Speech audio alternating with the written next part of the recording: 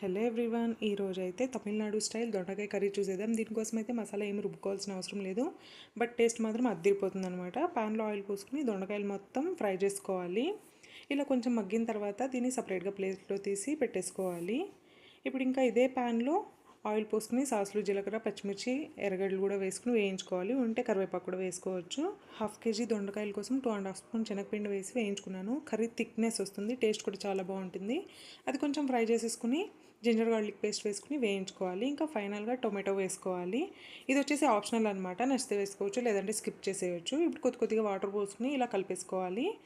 ఇంకా వాటర్ కొంచెం పోసుకునేసి కావాల్సిన మసాలాలన్నీ వేసుకోవచ్చు. మిరప్పొడి, పసుపు, ధనియాల పొడి, ఇంకొంచెం గరం మసాలా వేసుకున్నాను. ఇప్పుడు కొంచెం తగినంత వాటర్, మన కర్రీ ఎంత కావాలనో అంత వాటర్ పోసేసుకుని కొంచెం కొత్తిమీర కూడా వేసేసుకుని దొండకాయలు మొత్తం వేసేసి ఉడికించుకోవడమే.